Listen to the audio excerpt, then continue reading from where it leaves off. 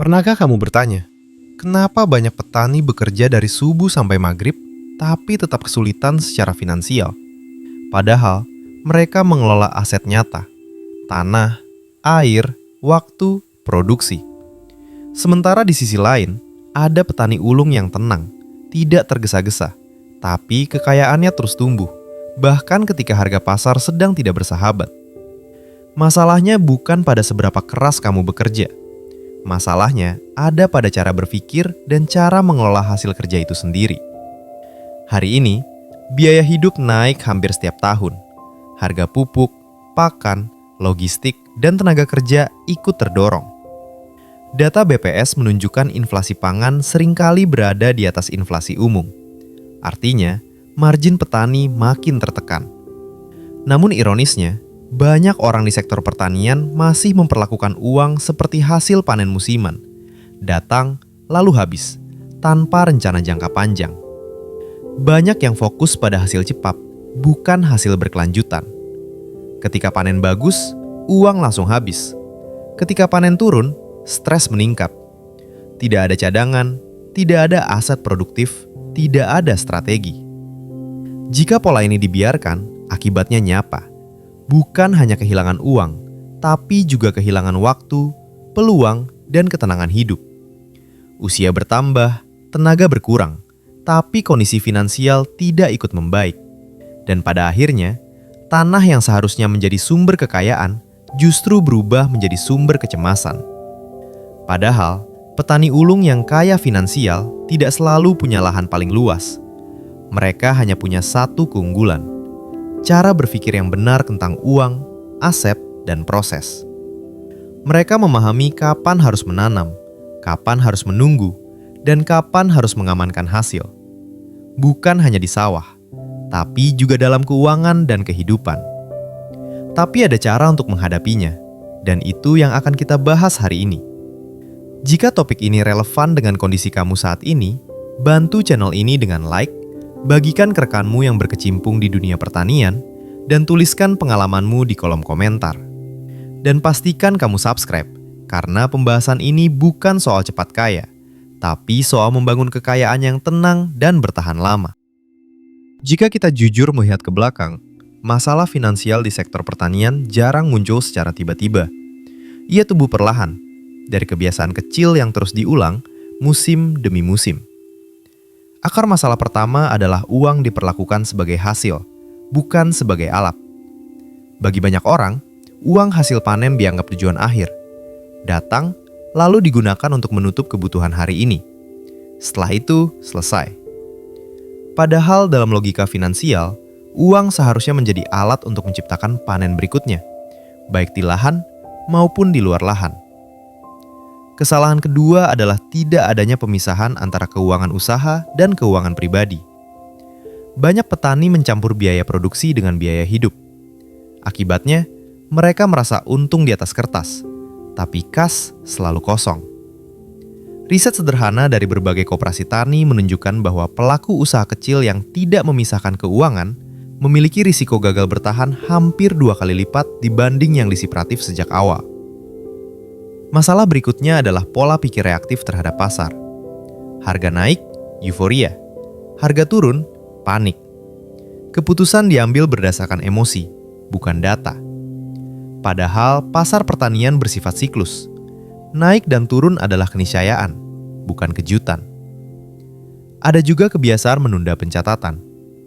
Banyak orang merasa pencatatan itu merepotkan. Padahal tanpa data, kamu tidak pernah benar-benar tahu apakah usahamu tumbuh atau hanya berputar di tempat. Tanpa angka, semua keputusan hanyalah tebakan. Yang paling krusial, banyak orang bekerja keras tanpa tujuan finansial yang jelas. Tidak ada target aset, tidak ada rencana cadangan, tidak ada strategi perlindungan ketika musim buruk datang. Akhirnya, tenaga habis untuk bertahan, bukan berkembang. Waktu berlalu, pengalaman bertambah, tapi posisi finansial tetap sama. Ini bukan soal kurang pintar atau kurang rajin. Ini soal sistem berpikir yang belum tepat. Dan kabar baiknya, sistem berpikir bisa diubah. Dengan memahami bagaimana uang, aset, dan waktu saling bekerja, Masalah ini sebenarnya tidak serumit yang dibayangkan. Masalah ini sebenarnya bisa diselesaikan, asal kamu tahu cara kerjanya. Untuk memahami cara petani ulung membangun kekayaan, kita perlu kembali ke prinsip paling dasar dalam pertanian dan keuangan. Proses selalu mendahului hasil. Tidak ada petani berpengalaman yang menuntut panen hari ini dari benih yang baru ditanam kemarin. Logika yang sama berlaku dalam membangun kekayaan finansial. Kerangka pertama adalah hubungan antara arus kas dan aset. Arus kas adalah uang yang masuk dan keluar dari aktivitas harian. Aset adalah sesuatu yang terus memberi nilai di masa depan, baik berupa lahan produktif, ternak, alat kerja, maupun instrumen keuangan sederhana. Petani yang belum stabil secara finansial biasanya hanya fokus pada arus kas. Uang masuk, uang keluar, selesai. Sementara petani ulung selalu bertanya satu hal tambahan. Dari hasil ini, aset apa yang bisa saya perkuat? Kerangka kedua adalah prinsip siklus dan waktu. Dalam pertanian, kamu paham bahwa musim tidak bisa dipaksa. Menanam terlalu cepat atau terlalu lambat sama-sama berisiko.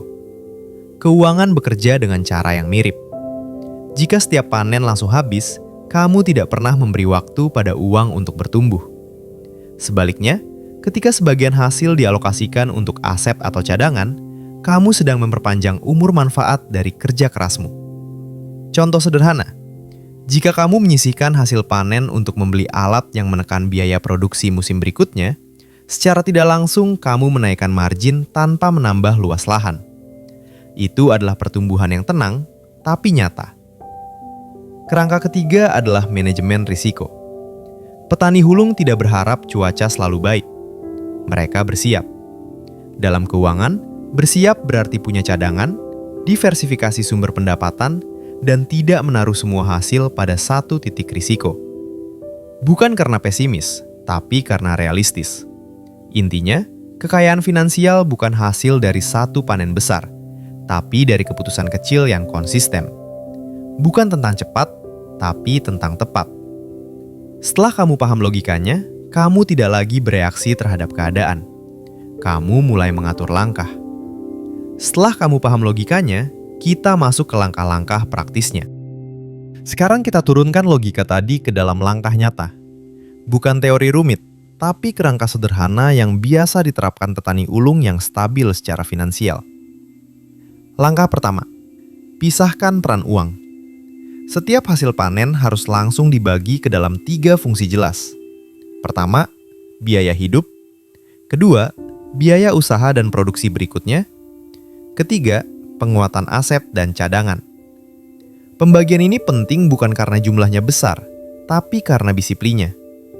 Banyak petani yang gagal bukan karena hasilnya kecil, tapi karena semua uang punya satu nasib: habis. Langkah kedua, prioritaskan aset yang menekan biaya, bukan gaya hidup. Petani ulung tidak buru-buru menaikkan standar hidup ketika panen bagus.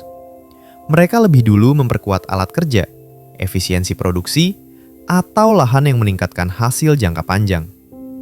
Contohnya sederhana.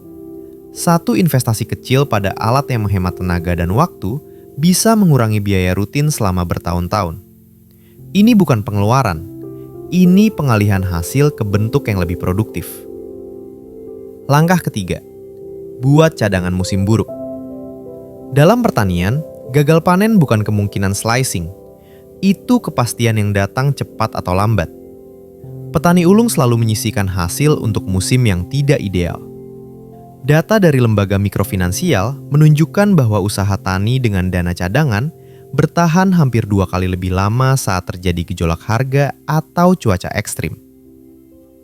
Langkah keempat, catat dan evaluasi, meski sederhana. Tidak perlu sistem rumit.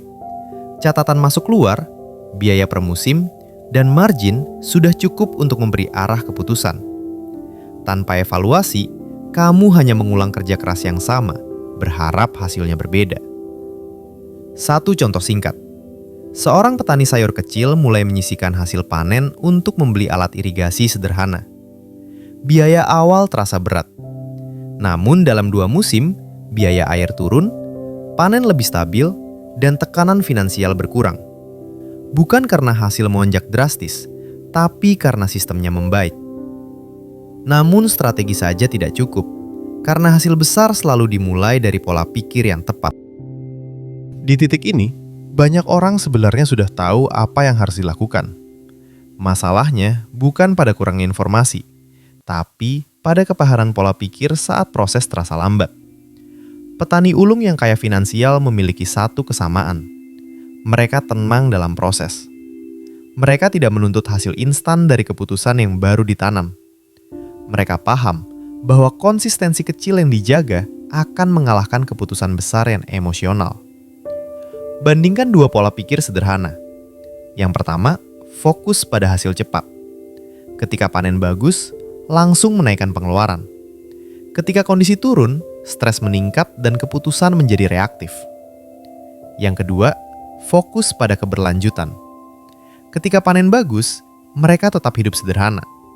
Bukan karena pelit, tapi karena sadar fase baik adalah waktu terbaik untuk bersiap menghadapi fase sulit. Mindset yang benar juga bersifat kalkulatif, bukan spekulatif.